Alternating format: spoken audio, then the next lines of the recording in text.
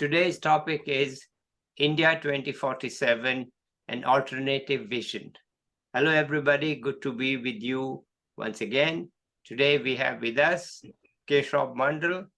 He is going to tell us his vision of India 2047. Over to you, sir.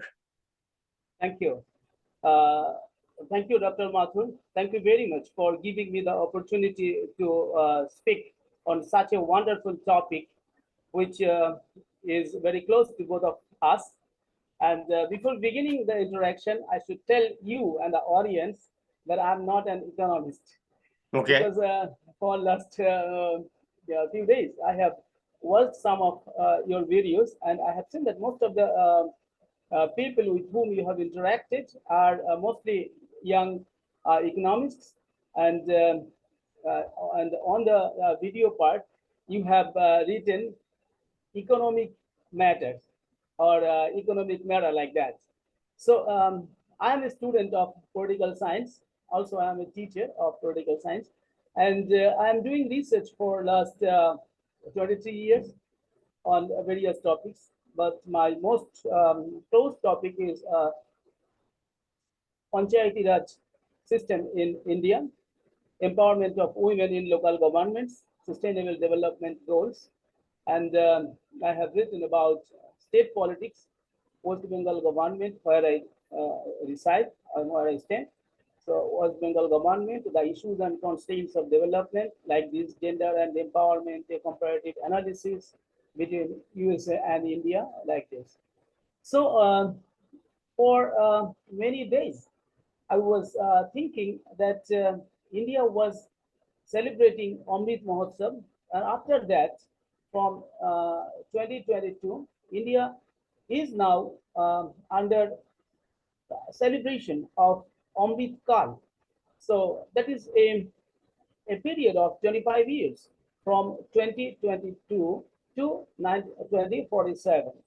So when, yes, we will complete when uh, in 2047, just 100 years after of our independence.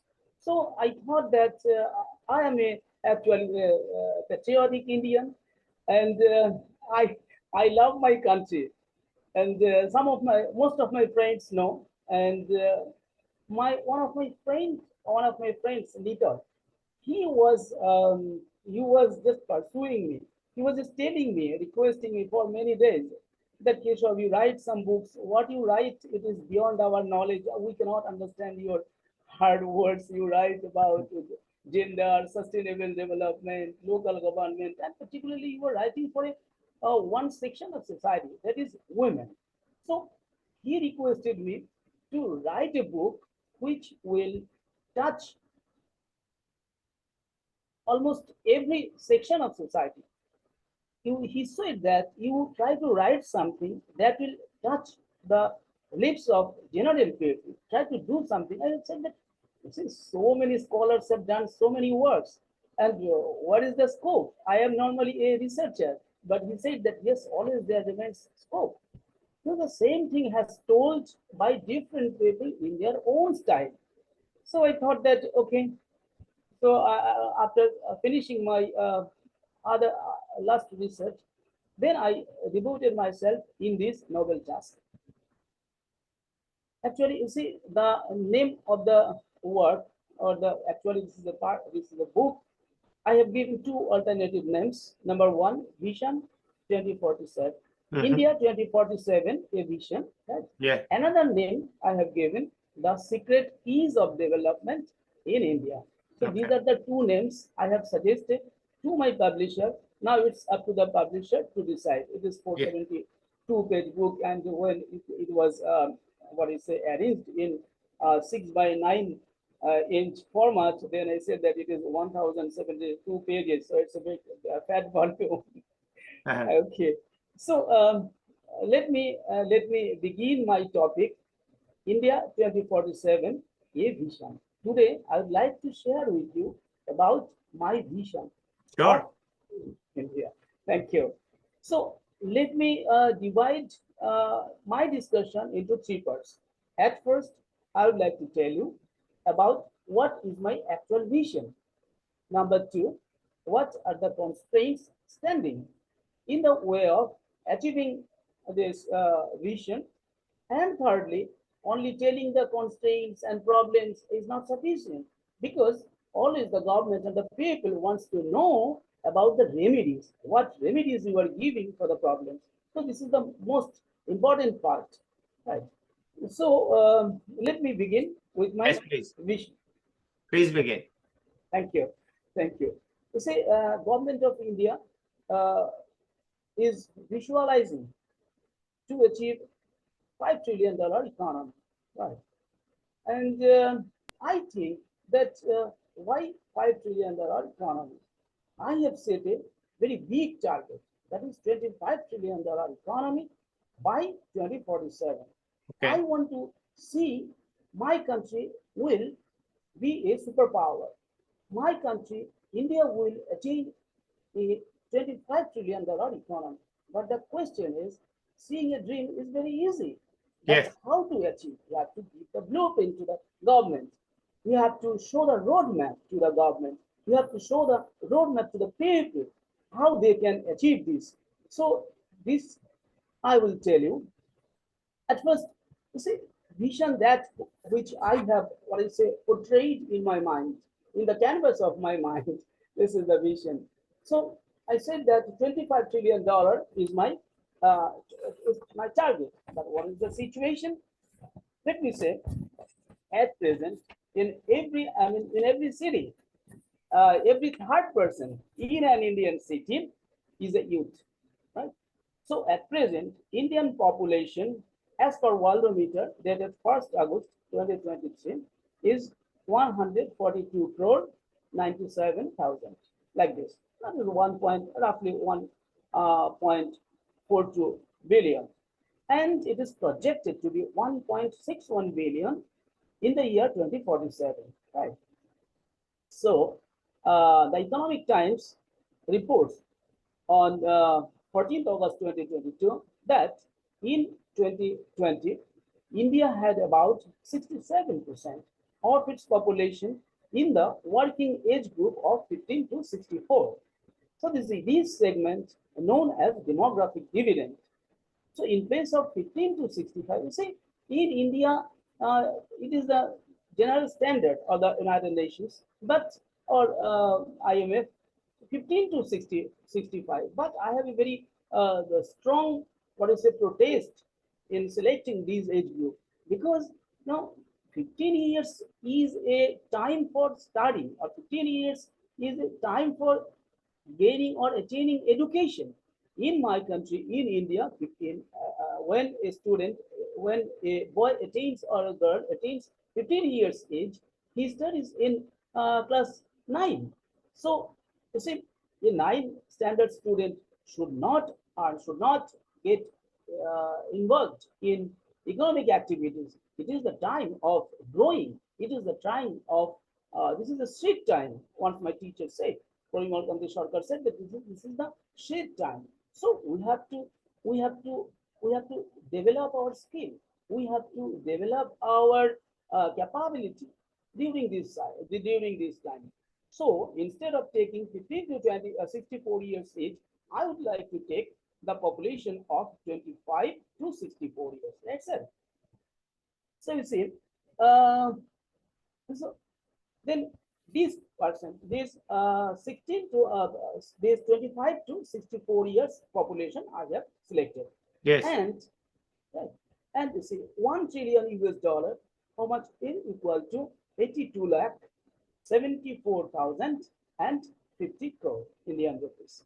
Yes. So the figure will be like this: INR 827405077. Yeah. So if this amount is multiplied by 82.74 rupees, Indian rupees, because it is the exchange rate of today, sir. Today Yes. I saw this is the exchange rate, Yes. 82.74 rupees per US dollar. Yes. So if this amount is divided by 80 crore people in the 25 to 64, 25 lakh 85,005 per annum. So per annum, every Indian no, not 80 crore Indian individual will have to earn this 25 crore 85,578 US dollar per annum. So Yes. if I further divide this amount by 12 months, then in a month it becomes 2,15,064 rupees. Right. So this might be a little difficult at this moment because in India at present, only 3%, people, only 3% of Indian earn over rupees 25 lakh per annum. So this is the fact, and it has come out in India.com. Raja Raghav Agarwal, he wrote this in May 2022. And till July 2022, it is found that more than 5.8 crore income tax returns were filed by assessment of 22-23. But when I see that a ray of hope. Where do I find a ray of hope? Just yesterday, sir, I read an article. It was published by the Economic Times, and Ishan Gera, a correspondent of the Economic Times, he wrote an article. It was published yesterday only in the Times of India, in the Economic Times, I said. He wrote that capital accumulation and enhancement in physical and digital infrastructure will drive and sustain Indian economy to average 6.7% growth between financial year 24 and financial year 31, and double the size of the economy to $6.7 trillion within the next 8 years. Okay. All right. So it also forecasted that India's per capita GDP will increase to 4,500 US dollar by financial year 31. So this is a good picture, and I see that at present, sir, India's GDP is $3.7 trillion. Right, it is according to IMF, and India's per capita income is 2,600 US dollar. It's much lower than all the 10 richest countries in the world. When I study more, I find that the US economy, the size of US economy is $26.8 trillion, while China holds second position. It has $19.37 trillion economy. Japan has $4.4 trillion economy. Germany has $4.3 trillion economy, and next comes India. That's it. India's economy is, the size of India's economy is $3.7 trillion. Yeah. And I see the next comes our former colonial master, that is the United Kingdom.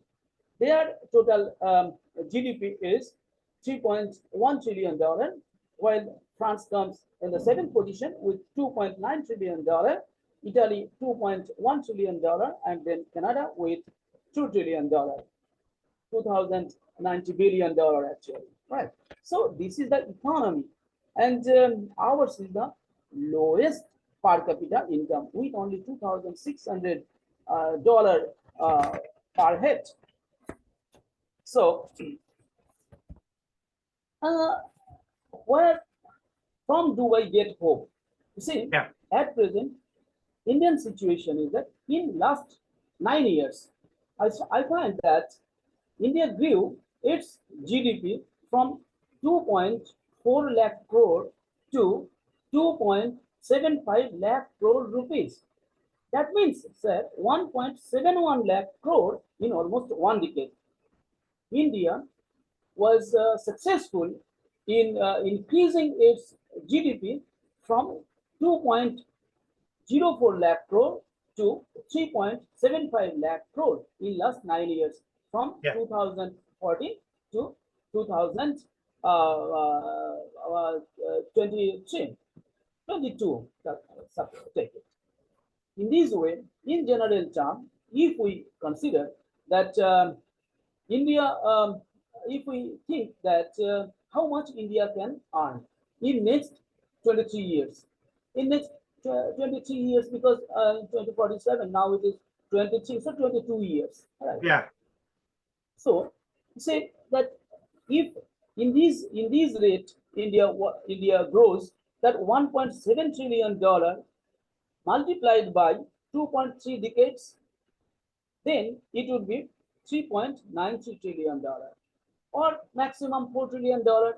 So then after 23 years in 2047, what might be the maximum GDP of India? It shows that it would be $7.68 trillion in 2047, but my target is $25 trillion economy. Yes. So Yes. huge gap. Here I am going to say how it can be achieved. So before that, I would like to tell you some other data. I have seen that India has witnessed 7.2% gross domestic product, which is higher compared to other major economies in the world. Only, Indonesia has been able to achieve 5.2% growth. That holds the second position, and so there's a hope that India can grow continuously for next at least for 20 years at this rate. 7.2% India's GDP growth may continue. And in a report published by Ernst and Young Global Limited, it was published from the UK on 11th April 2023, it says that India's working age population will reach its highest level at 68.9% by 2023.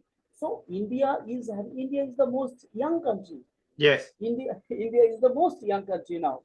So India's working age population will reach 68.9% in 2030. So by the year 2030, India's dependency ratio will also be decreased by 31.2%. Means children below the age of 15 and people after the age of 65. Yeah. So in absolute numbers, India will have in 2030, India will have 1.4 billion working age population. 1.4 billion working age population. It's a huge working age population, and these working age population are skilled. Most of them are skilled. They are having knowledge of computer.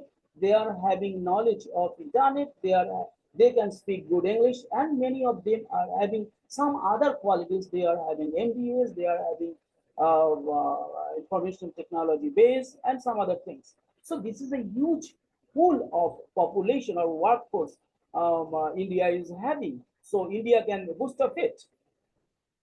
And not only that, it is reported that 24.3% of the incremental global workforce over the next decade will come from India. So, sir, India will supply 24.3% of the global workforce. This is also a big force. Yeah. Big force. Okay. So not only that, so far and for many years, Indian women were not participating properly or very actively in economic activities.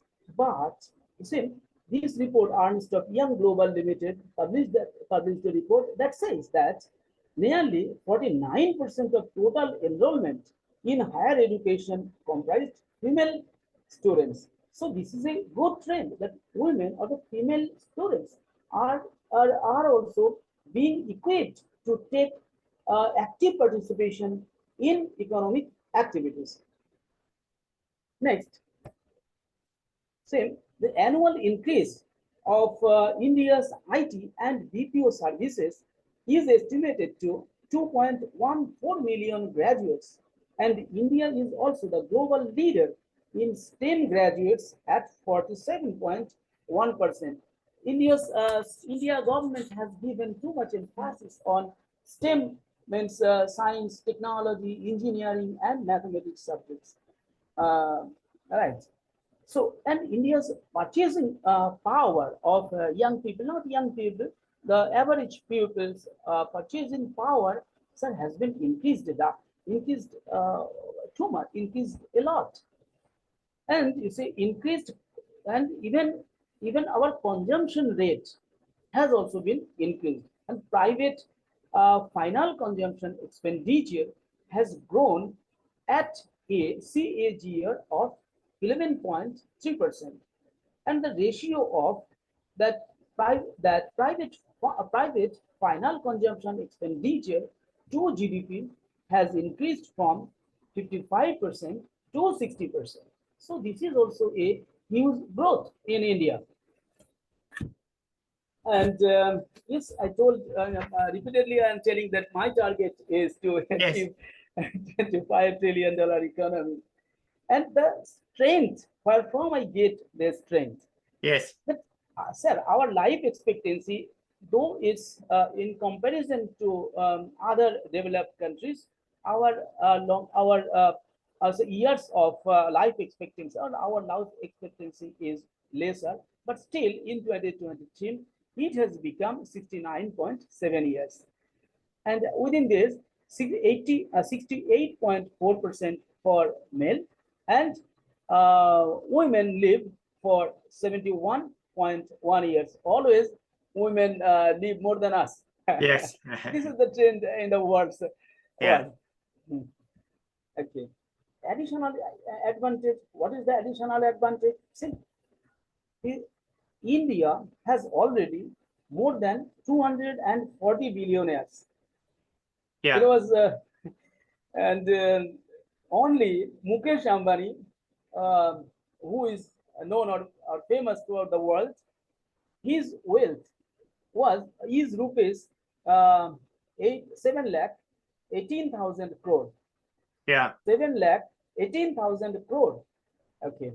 While Gautam Adani and his family earned 5,05,900 crore in 2021. Yeah. A more interesting fact is that in a single day, Mukesh Ambani and his family created a wealth of around 163 crores, whereas Gautam Adani and his family around the world amassed or gathered 1,002 crores in just one day. Yeah. In just one day, Gautam Adani and his family earned this much amount, this 1,002 crores. Okay, but I do not want this kind of unequal growth. I think that there will be equitable and inclusive growth. But it is not that a particular section, only the rich 10% will amass the entire wealth, while the poor 90% people will remain in darkness. This cannot run, and I cannot support. And I think that none of the economists in the world will support this. Everybody will support for equitable distribution of wealth. So I think that we have to, that our poor people, our rural people, all people, and our backward community people, our minority people, they all will take part equally in economic activities and earn their decent living, which is a goal of the United Nations Sustainable Development Goal also. So my another source of hope is that India's national education policy. Sir, I have written a book on national education policy. Okay. Fortunately, I had the opportunity to be a member of the National Education Committee in West Bengal, So there, as a participant, I had to study the policy, and I studied the education system of Finland, because Finnish education system is the best education system in the world. Okay. And I studied also Japanese education system, and our British education system, but I focused mainly Japanese education system and Finnish or Finland's education system. And I found that India's education system now is the best education system so far created or so far formulated by any government in India. Sir, our first education policy was formulated in 1968. And then second education policy was formulated in 1982. And Yeah. It was further, it was further modified in 1992. But still now, for last 3 decades, there was no good education policy. We were running, or our education system was going on the basis of the former 3-decade-old education policy. Right. So it was the demand of the time. There was a necessity of formulating a good education system. Actually, say the education system or education policy will guide the universities, colleges, schools, and all education institutions, teachers, to make sustainable development of a country. So this is just a direction. This is a policy, means a direction which will guide the educationists and educational managers or educational administrators. I would like to tell a few important components that. Yeah. So, say, uh, India's literacy rate in the meantime, though very little, has increased. In 2011, India's education rate was 73%, but in 23, it has been increased to 77%, comprising 84.7% males and 70.3% females. So education rate has been increased, but it is also very poor, I would say, because so many people, not less than 35 crore people are illiterate in India, whereas the total population in the United States of America is 33 crore. Yeah. But here in India, more than 33% people are illiterate. This is a matter of shame. So government of India, in line with the sustainable development goal of inclusive and continuous education, the government of India has had to formulate a policy on education. Right. So earlier, this education system, I say that it is the most modern and progressive national education policy of 2020. So far, India's tenure of learning was 12 years, from 12 years total. But this education policy, for the first time, decided that Indian students will learn for 15 years. 15 years. So from pre-primary, the government wants to start imparting education to the children. Okay. And another thing was that our Indian school rooms or classrooms are over congested, mainly in rural areas. In a class, 80, 90 students are there and one teacher. And many students cannot listen to the lectures of the teacher who were sitting in the last benches or in the, what I say, back. So it is a very great problem. Yeah. So the government wants to address this problem, and it's a teacher-student ratio will be 30:1. But it is in only writings, that it has not yet been implemented, because I do not find that it has been, because for this purpose to implement this, the government of India or the state governments will have to recruit lakhs of teachers. Yeah. And I hope that government of India and all the state governments will fill up the vacant posts at the earliest to achieve this inclusive education. Right. So additional nutritional facility has started in our schools. Additional nutritional facilities means, sir, Indian I mean in rural areas, students come from in government schools. Students mainly come from poor families, and the government of India so far have been given midday meal. Um, with midday meal, they are they have already on a what do you say on a trial basis they started additional nutritional food, and in some districts the government will continue these additional nutritional facilities for the students of government schools. Okay, then introduction of vocational training, because you see, earlier also vocational training was there in India. It was from class 8, but this government, as the vision of the government is um, to to make a world to make the world's to make India as world's manufacturing hub. So Yeah. to make India world's manufacturing hub, how can we do this? How can we achieve if we do not provide policy assistance to the governments, to the state governments and the national governments? So the government of India decided to to introduce vocational courses from class 6 to university level. So this is a very good step, and I have found unique features in this national education policy. What? Because you see, no person, no family, no society, no country, or the world as a whole can develop without discipline.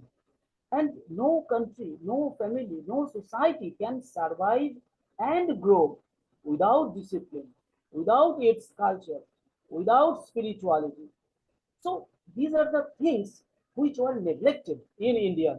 That's why I find everybody, I mean, people in the world um, is finding that there are so many violence in the world, and India is not exception. India is not an exception. That's why to to to to um, to meet the challenges, government of India introduced through its national education policy its traditional culture, skills, and capacities for the students in both school and in higher education also. Okay. In addition to proficiency in languages, students will be taught about scientific temper. It is much necessary. Tolerance, scientific temper, evidence-based thinking. We will think not irrationally. We have to think rationally. Then creativity, innovativeness, sense of aesthetics and art, oral and written communication skills, health and nutrition, physical education, fitness, wellness, sports, collaboration, teamwork, so many things. I'm not telling all. And then constitutional values. Mainly I give emphasis that many Indian people are talking about, or they are fully aware of their constitutional rights. But Yeah. most of them, sir, are not aware of the constitutional duties. Yeah. What the duties we have towards our country, towards our national flag, towards our national anthem. So this education policy will impart all these things. So this education policy, not only that, some humanistic, ethical, and constitutional and human values will be taught. What are those? There will be truth or satya.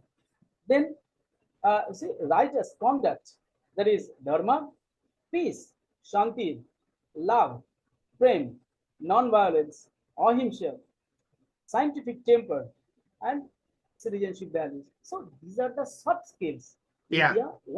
India wants to grow uh, these skills in or among the students Okay. who are the the the the backbone of India, who will actually take our country ahead. because we people know how much what is good. Actually, our students and young people will do this. So we have to tap that particular segment. Mainly, we have to inspire them. We have to inspire them so that they engage themselves fully in national building. So yes, I am saying that time is going very fast. Okay. So higher education also, just higher education system has also been developed. Research in some universities segregated higher education system. Number one, research intensive universities. Number two, teaching intensive universities. And then number three, autonomous degree granting universities. And our so far our graduation system was how much for 3 years graduation, but now it has been increased for 4 years graduation. Yeah. And many males multidisciplinary education and research universities are being set up. And then the question is how skilled India is. India is 50.3% of young people are found to be highly employable overall. So Indian not only skilled, Indian students are now skilled, but this is the academic part I told. But here I tell another thing, and that is industrial part. See, our small scale industries, how our small scale in India is having at present, India is having 766 districts and 6,057 number of sub-districts, and somewhere says the Tehsil in Chennai or maybe in Rajasthan also, and some places it is said Tehsil, that is subdivision. So there are 6,057 tehsils are there or subdivisions are there in India, where 28 states and 8 union territories. So you see, I say, and in SSI sector means small scale industry sector, how many? Total in India, 1 crore 5 lakh 21,190 units are existing. And what are small scale industries? Well, up to 25 lakh invest with up to 25 lakh investment, the industries which are grown or which are built. So I say to the government, I recommend to the government that I say that from the PMO office, you just tell only to increase 10 small scale industries, sir, only 10 small scale industries in each subdivision. So if subdivision means with 4, 5, 6, 7, 8 blocks. Yes. Right. So in every subdivision, only how many? Only 10 small scale industries. I say in a year. Sir, that is also in a year. And it is nothing much. It is nothing. It is not a very big target. It is not impossible. It is not unattainable. Right, sir? Yeah. The only thing is that we have to say that you just do this. So then, if at present 6,057 subdivisions are there, sir, if in a year only 10 small scale industries are grown, then how many? There will be 60,570 small scale industries, additional small scale industries in India. Yeah. So definitely, if 10% or 10 persons or 10 individuals are involved, then there will be more than 6 lakhs job or earning opportunities. So this is a point I want to tell the government. So India has some highest number of, yes, India has some highest number of unicorns. It is the heart in the world, with 66 unicorns, 68 new unicorns have set up, and 14 new unicorns have been set up. And you see that I find that India has also is also having third highest number of gazelles. And you see, what is a gazelle? Now, a gazelle company is a high growth company that has been increasing its revenue by at least 20% annually. Right. So this is also a good trend. Okay, Keshab, can I Okay. just stop you here for a minute? I Right, sir, please. No, we are running a bit out of time because I have another Yes. person coming up. So what I Oh, suggest is that we stop here for the time okay. being and we call this Okay. as part one, and I'll come Okay. back to you and we will do the rest in part two. Right, sir. Okay. Maybe in a given time, Yeah, we will or fix the time offline, we'll but fix that. we won't stop you, but we will Yes. do it in part two. So we will Right, call sir. this as part one, and then Right, we'll sir. come back to you in part two because the next person is already signing in. So, Okay. Okay. So okay, we have to stop here. Right, sir. I have to stop here, but we stopped at Okay. the gazelle, and we will see how the gazelle runs in part two. Okay. Right, sir. So, Right. okay. So Thank you thank very much. you. Thank you. I will communicate the time with you by Right. text. Okay. Fine. Okay. So let me Yeah. end Thank this you, sir. here and say bye to the viewers and get ready for the next person. So thank you, Keshab. I look forward to coming back to you in part two. Okay. Okay. Okay. Okay. Bye Thank bye. you. Bye bye. Bye. Bye. Thank you very much. Today we have part two with Dr. Mandal. Last time we had to cut it short, but here we are back with part two. So let's listen to him. Over to you, sir. Okay. Thank you. Thank you, Dr. Mathur, for providing me this opportunity to complete my discussion on the topic India 2047, a vision. Actually, in my first part of the conversation, which held on 4th of August, I told that my conversation will be divided into three parts. And the first part was what is my vision? And in the first part, I told about that. And then I started how it can be achieved. Only seeing a vision is, or only telling a vision is not sufficient because people wants to know a blueprint. People wants to know how we can achieve this. And we were discussing on that issue. And I completed up to gazelles. Last conversation, why I was narrating a broad plan for achieving the target of a $25 trillion economy by 2047, I stopped at gazelles. Yes. Yes. So, Yes. so I will start from my discussion from here, right, sir? Thank you. So, okay, sir. Thank you very much. See, the Hurun India Future Unicorn Index 2023 reports that Gazelle, as a startup company founded after 2000 and having a valuation estimated between 500 million to 100 billion. And India is having world's third largest number of gazelles. It is happy. We are happy, but still we have to increase a lot more. Okay.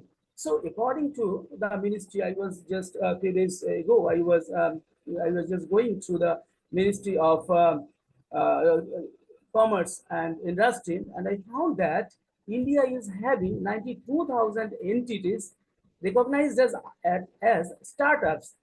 Startups was launched in India in January 2016.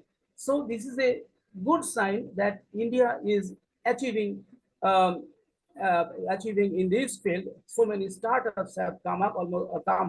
Almost 1 lakh startups have come up.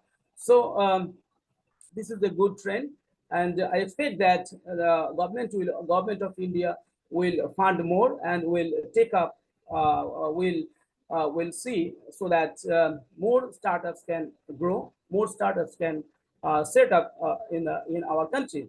So not a, and another good thing is that I find India has some highest number of unicorns. As of 31st May 2023, India is the home of 108 unicorns with a total value of 340.8 billion US dollar.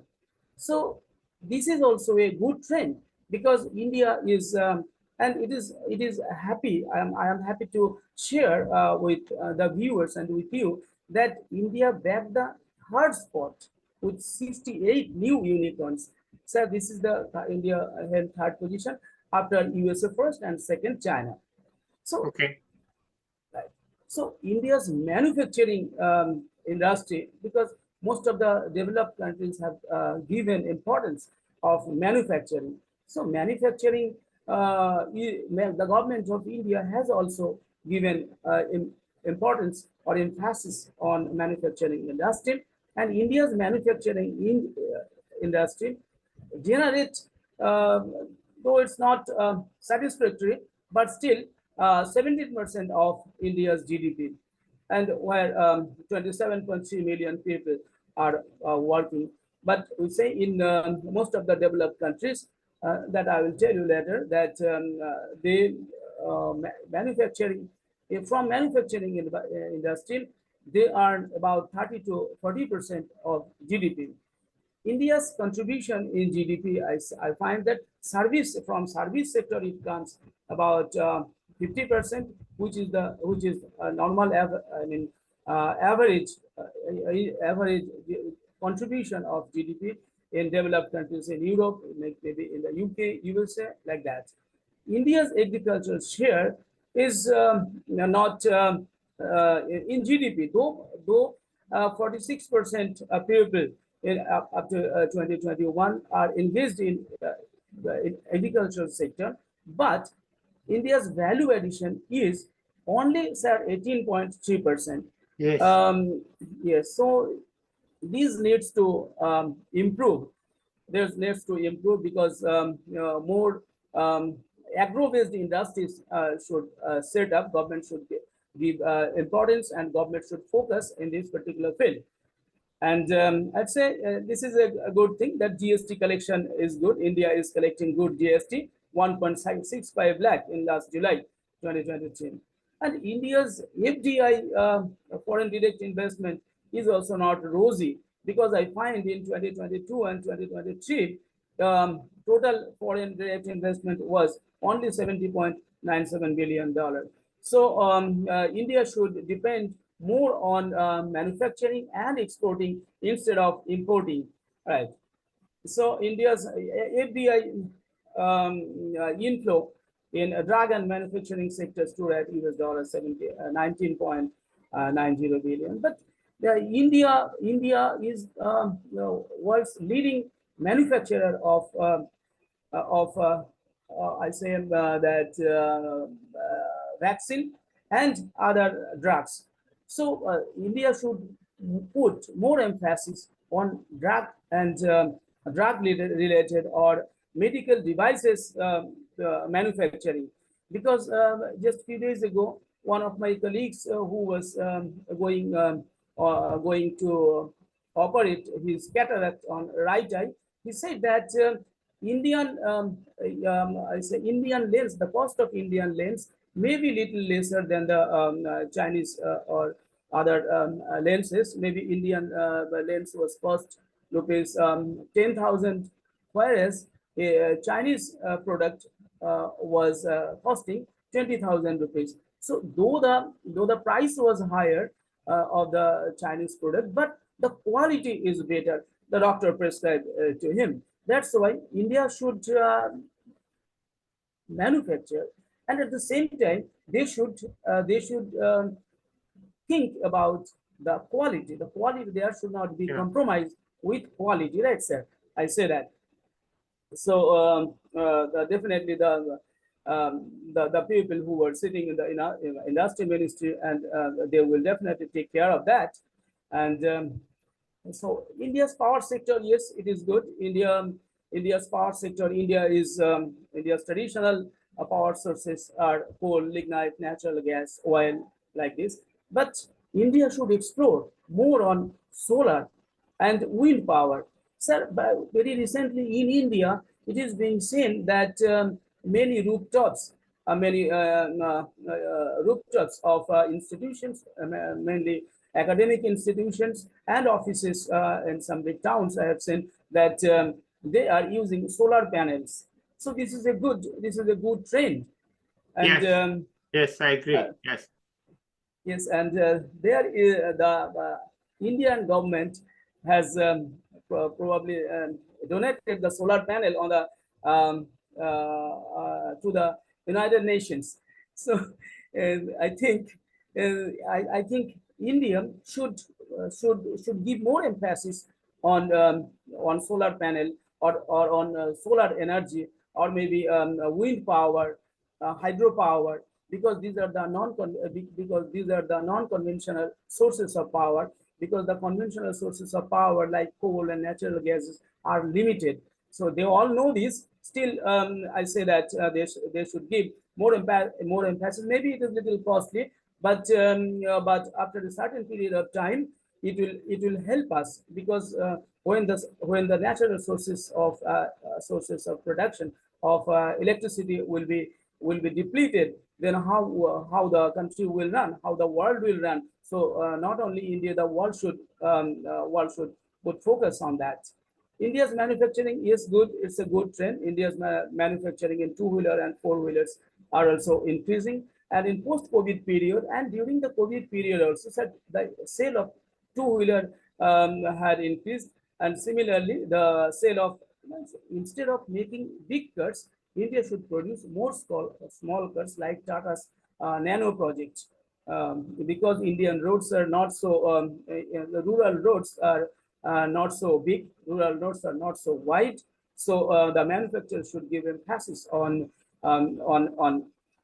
producing smaller cars, because those will be affordable as well as pliable in on Indian roads. Otherwise, I say India lives in villages. There are, according to 2011 census, India is having 6.4 lakh villages, and that has been increased to 6.49 lakh, or like that, like 6.5 lakh villages are there in India. So considering the condition, whereas at the same time, in rural areas, the economy has increased. The economic condition of the people, general people, have been increasing. But answer another thing is that um, tourism sector, India is having a large area of about 32 lakh 87,263 square kilometer of area, from Himalayan heights to the rainforests of South. So India is having the potentiality of good tourism, and our Prime Minister of India, wherever he is going out of India, he is also inviting the foreigners to visit India, so that they come to India to see Indian culture, Indian sculpture, Indian architecture, and Indian natural beauty. So I also appeal to all the people throughout the world to come to India to have a taste of India, how Indian sculpture, how Indian natural beauty. So you just come and see. Okay. So along with this tourism, I see that it is better if that homestay in rural areas, people can come and stay. People will get good behavior, good food, good company, and ultimately the good, what I say, the approach of Indian people, they will see how rich Indian culture is. And along with this, I also recommend say that space tourism and space settlement also, government should think about this. And say Richard Branson's Virgin Galactic took the people to the space. Similarly, Elon Musk SpaceX. And similarly, India also can think about space tourism. This is also this is also a very good field and very lucrative field. India can think about that, because when India is successfully sent its Chandrayaan-3, and it is going to land on the moon within few days. So it is a very enthusiastic news for all the Indians living here in India or anywhere in the world.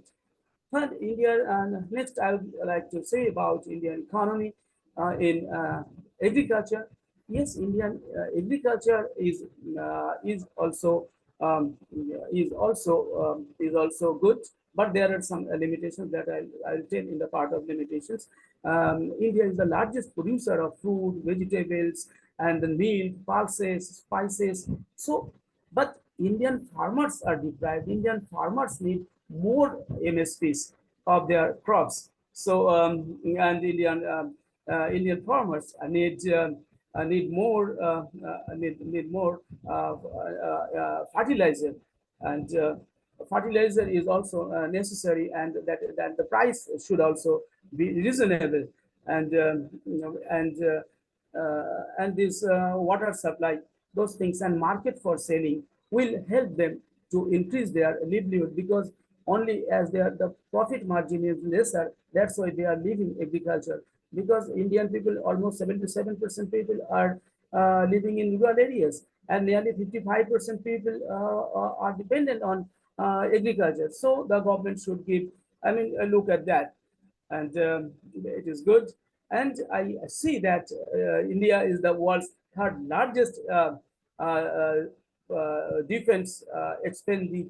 I mean, India spends world's third largest defense amount, and not only that, India's defense exports have also grew in last 5 years, and it is a very good growth. The growth rate is also good, 330%, and it is now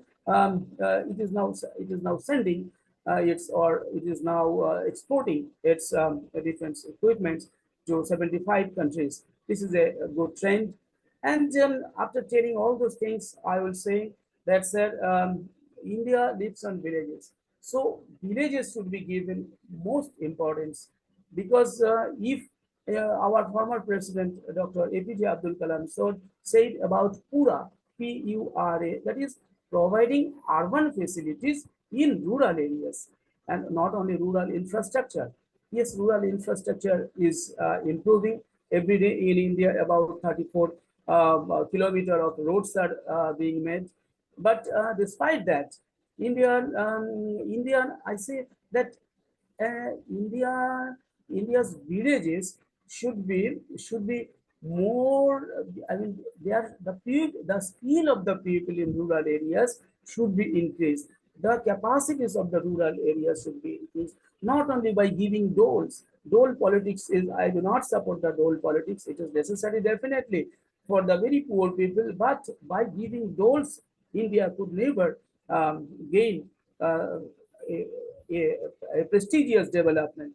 And I think that India's development depends on skill development, capacity development of human beings, because Amartya Sen also thinks that human development, because human beings are the, he considers, Professor Amartya Sen considers that human beings are the agent of change. Human beings are the agent of development. So if we do not put emphasis or give importance on the skill development or the development of inner skills or capacities of our rural people or of our students, of our youth, India will not be able to achieve this big target. Okay, so rural development should be give more emphasis, and I will tell about the problems in the last part. And now I am saying this is a good trend that how we can achieve. But now I would say, sir, what are the constraints? India is having many constraints, and I would like to say that what are the constraints lying on the way of achieving this big target? Okay. Thank you, sir. So at first, I think that absence of good and strong education system, though National Education Policy 2020 has been formulated, but with heavy heart, I would like to say that in every state, it has not yet been implemented. And some places it has been implemented, but not in proper, on proper guidelines, or but not on the basis of the guidelines that has been given in the education policy. So I said that the education policy which has been introduced should be implemented properly in all the states in India. And you see that I find that there are after 1913 nobody got any Nobel Prize in literature. But why? The government is spending money. There are so many good universities, but why the universities are failing to produce the good the person like who can get Nobel? But the people who are getting Indian, we are saying, we are claiming that they are Indian. Yes, they are Indian origin, but most of them are living abroad. They are Yes. living in the US. So it is a pathetic fact. Why India will fail? While India is the world's largest populated country, so why India fails to produce Nobel laureates? So I think that political interference is a great problem. Funding is a problem, and quality research is a problem. Sir, today I was talking with one of my teachers. I am not telling here the name because he is a very prominent professor of India.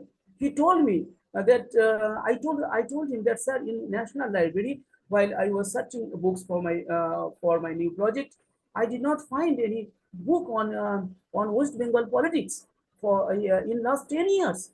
So he said, yes, Keshab, when I go to different PhD Viva courses, I find that most of the PhD researchers are trash. Sir, can you just imagine? So yes, PhDs every year students are getting degrees, and but they are research papers, but they are PhD theses. Those are not being published, and I'm sorry to say here that while I was interacting with my teachers, with my teachers who are teaching in university, those who are excellent teachers, one of my teachers told that in a research paper, in a research paper, if a political science professor in our state in West Bengal, he wrote the spelling of the title was wrong. The spelling of the title was incorrect. You should imagine. So where has gone the quality of our education? So this is really pathetic. This is really pathetic. I said that, and another thing I would like to, because being the headmaster, being the head of an institution, what I find that if you were a member of a political party, if you were a supporter of a political party, if you were a what I say, member of a political party, and then everything is exempt. You are exempted from everything. You will not have to do any class.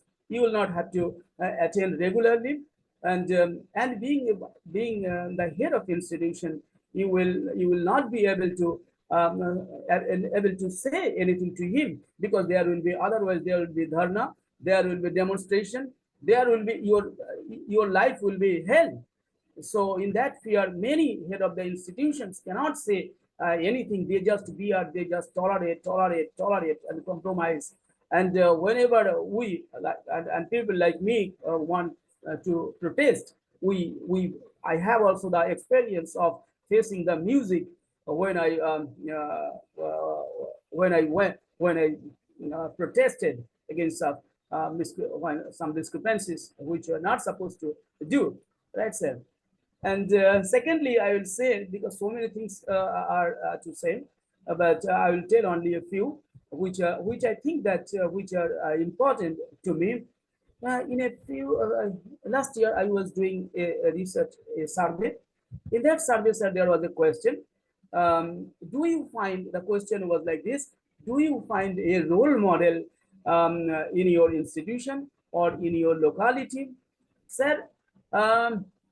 Out of 200 respondents, none of them said that they find any role model. So this is a great problem for our youth and for our students, because they are not getting anyone. And when I was teaching spoken English in one institution, around 20 years ago. Then I asked my students who were aging between 14 to 25, I asked them, have you found any person in your life who tells the truth? But sir, with heavy heart, again, I would say none of the students said that, yes, we found. Actually, they never found. I said, not even in your parents. They said, yes, sir. They bowed down their head and said, no, sir. Even our parents are also not truthful person. But I am not blaming anyone. I am not disrespecting anyone. With respect to everyone, I am saying these facts which their children, which their kids told this teacher that they are not finding role models, they are not finding truthful persons and honest persons around them. So this is a great factor or great hindrance of India's growth and development. And I say that education is valueless. Valueless education is being imparted to Indian students. That you see, you must be maybe you are now in the USA, but you must be hearing what is going on in Jadavpur University. In many universities also, ragging is a part, and students have come to study in university. Students have come to study in university campuses, and there, but yes, they are studying, they are very good students, but along with that, they are they are but I'm not saying all those things here publicly, but I say they should abstain from illegal things, they are abstaining from wine, they are abstaining from drugs, they are abstaining from yes, I will say, which the University Grants Commission has uh, has has has barred or has objected. We should abstain from those, and the universities and the educational institutions should follow the guideline of the UGC. That will help us a lot. And I think what Swami Vivekananda told about 100 years ago, that is appropriate even today also. Swamiji said, where we want is this Shraddha. So recently in India, I have seen that there is lack of respect to their for their seniors, for their teachers, for their elders. This is a great lacuna of for India's development, and I think that there should be value education, there should be discipline education, and there should be moral education in all educational institutions. Otherwise, it is very difficult for India to survive, not only India, even for the world to survive. And another hindrance of India's development is many of them, and particularly in rural areas, not in urban areas also, people believe in faith instead of believing in their own skills and skills and capacities. They give more importance on their faith. If they fail, they say, oh my God, I failed because I am ill-fated. So these things, this mental attitude should be changed. And another problem is that finding faults with others. We Indians, we many, I am not saying all, a major part of Indians find fault with others. I say, no, you try to find fault of yourself. I try to find fault of myself. If I fail in any of my activities, I find that it was my fault. I could not do because I was not fully prepared. So this kind of mentality I try to infuse in my students, and I think that it is necessary for all the teachers, for all the elders, for all the parents to infuse the same mentality among their children or among their kids. And people often do not call spade a spade here in India and almost everywhere. And I find that people are searching for personal happiness and comfort. Very few people are thinking of our nation, of our country, of our world.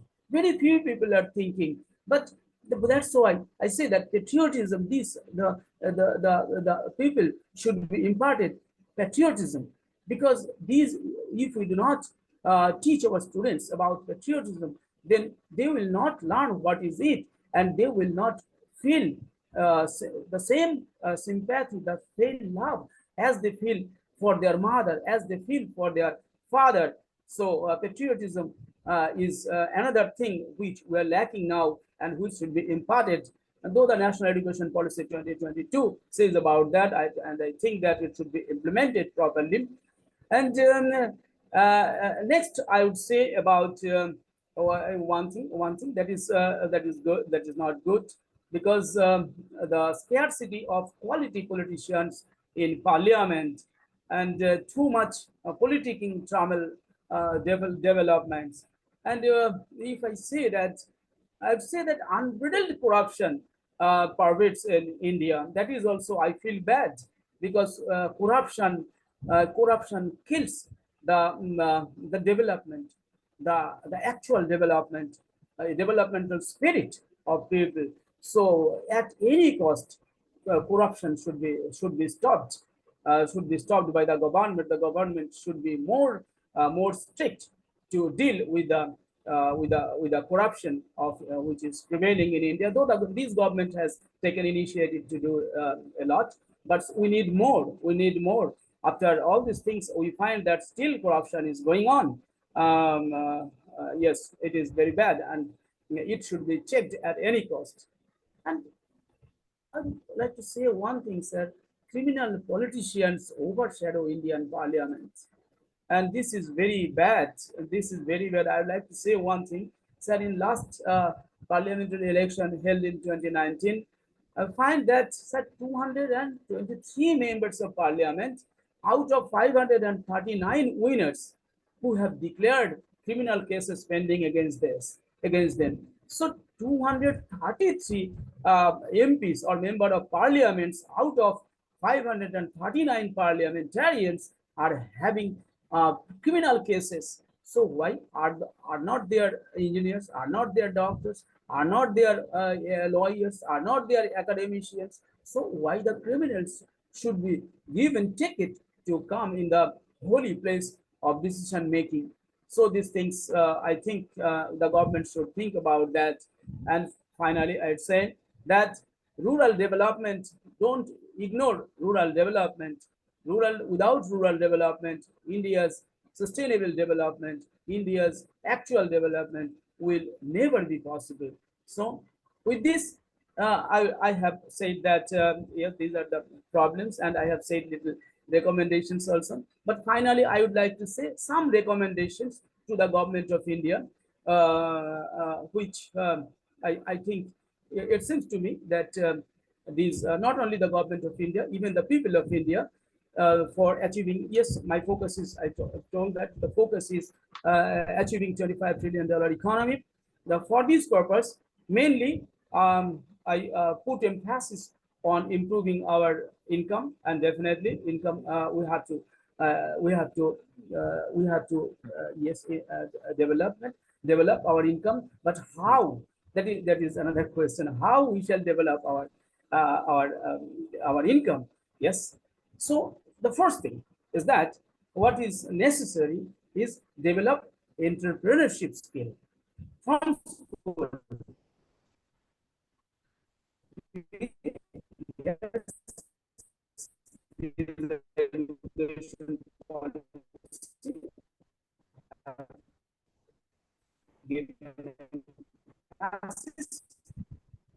For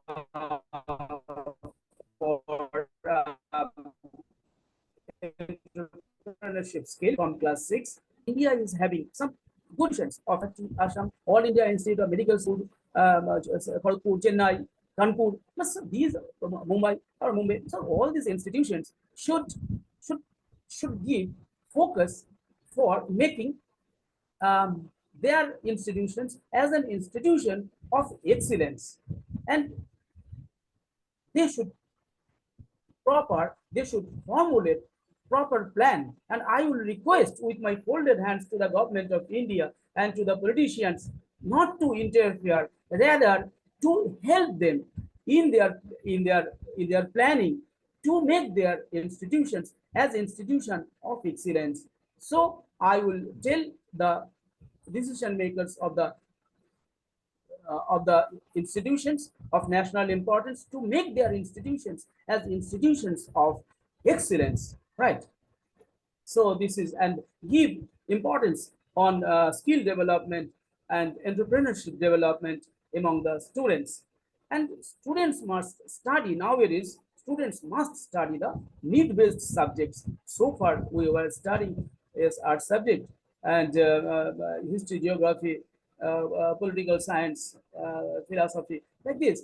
And yes, these things are also necessary, but with the same thing, with the same subjects, nowadays we should read, or we should, government of India is also has given importance on STEM, I say, science, technology, engineering, and mathematics. Along with this, aviation industry, non-fossil fuel industries such as hydropower, wind power, solar power, and space technology, and the travel industry are some of the sectors where the intelligent, meritorious students can find their future. So, learning different foreign languages such as German language, Russian language, French language, these foreign languages will make them empowered. So I say that these things over these foreign languages will also, because there are some opportunities coming up for these subjects, and opportunities in health consultancy, education consultancy, psychological consultancy. So nowadays I say that even marriage consultancy is and you see everything is happening in online mode. So I think that a day will come when there will be marriages online, because the girl will be the girl will be here, or the bride will be here in India, and the groom will be in the USA. So online there will be married, and maybe in Zoom there will be, or maybe in Google Meet there will be a priest who will what I say, arrange the marriage. So who will what I say, recite the mantras. So there will a day will come. Yes, because the world is moving so fast. So these things might happen. So this marriage consultancy, and when there will be marriage, definitely there will be problem in families. So there will be problems. There will be divorce, and so divorce consultants and marriage consultants, and so this, and nowadays, so after, I mean, in post-COVID period, teaching the traditional method of teaching has been changed to a large extent, whereas where online teaching has become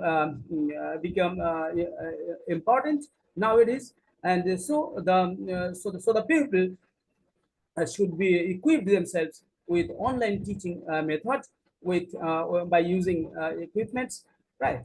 And the cryptocurrency management, this is also and this is also an upcoming market. Computer, laptop, mobile phones. But I say along with this, that drone technology, and and I say drone manufacturing, and then drone servicing industries, those things are the upcoming markets. So the students of future of the future of the next generation or the present generation should think about that and should read, because those are very upcoming markets, and those have good potentialities to get good income.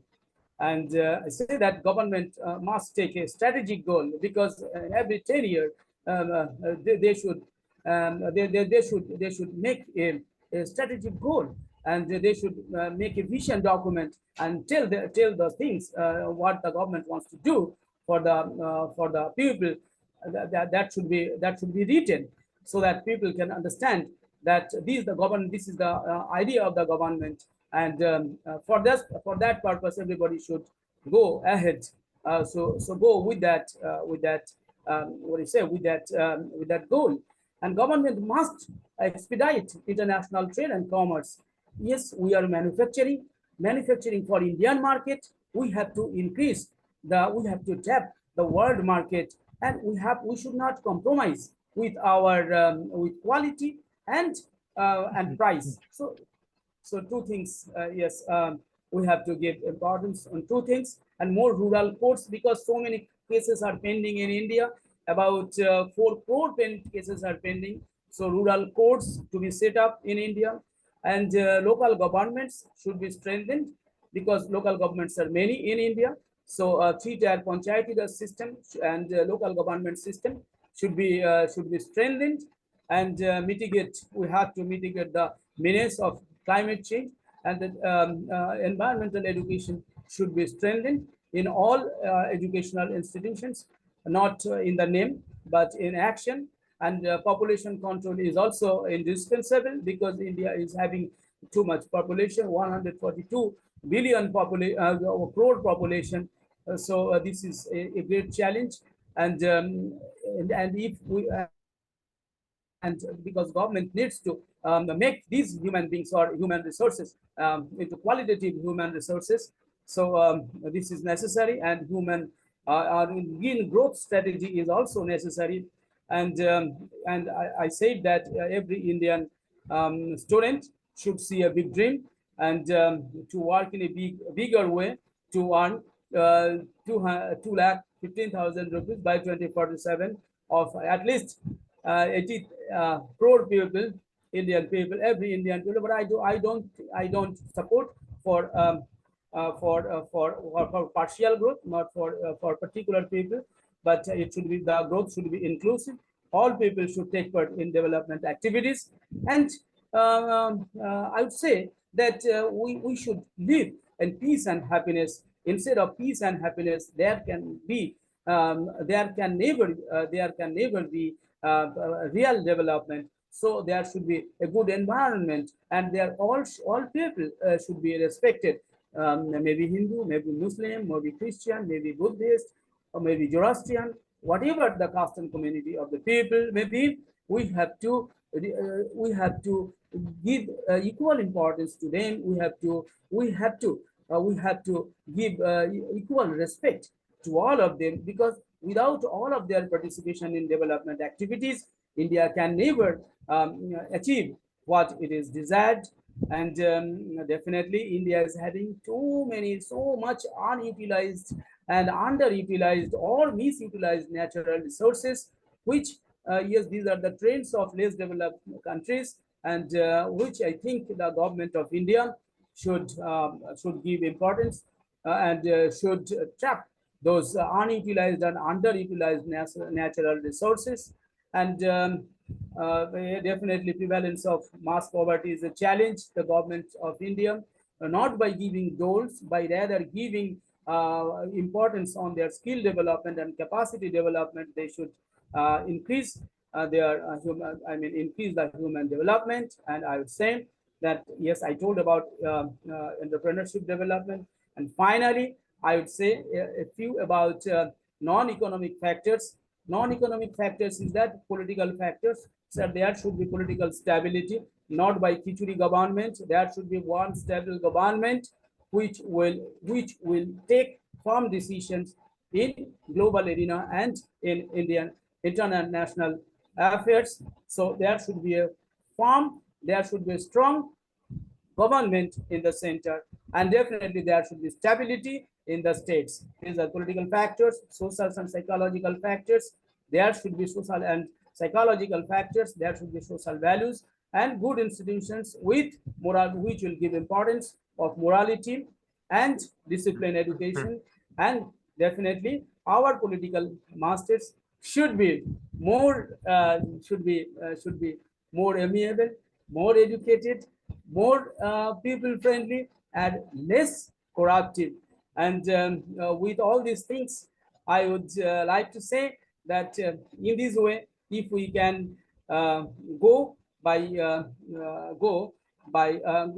work by shoulder to shoulder, if we can work together, if we can respect each other, if we forget our superiority of one class domination. So if we see every man as equal, I think the day is not far when India will be able to reach its destination. India will be able to achieve its $25 trillion economy, and people will be happy, healthy, prosperous, both physically, mentally, and economically. With these few words, I'd like to conclude here. Well, So, thank you thank you. so much, Dr. Mandal. I really am happy to hear you talk about education and, the what you pointed out, that even the PhDs are not properly written, research Right, is sir. not properly done, school education is lacking. I Right, think sir. this is, it rings a bell with me because I've also been a professor, and it really is sad that we are still talking about these things. We have the progress, we have the, as you mentioned, the startups and the gazelles and all that, and we are going in space and we are going to moon. But if we don't teach our students, all this has no meaning, and all the corruption is there and all. So I'm glad Right, you have sir. pointed out all these things, and it was, I listened to you with attention, and I hope, other people also listen to you. You have thought it out very carefully. Let's hope that your words are carried to more people and that they listen to them, and especially in the arena of education, which is where you are really an expert. We cannot have this. We just cannot have this continuing. Right, sir. We just Right, cannot have this at all. right, sir. But the interesting thing is that the students are not happy with the system. Right, Right? They're absolutely not right, sir. happy at all. I meet Right, people who are lower income and who have struggled hard to get good education. right, And if they didn't get it, they are still looking for somebody later on to help them, to improve them, and so on. So the young have not given up. Only we have given up on them. That is the right, tragedy.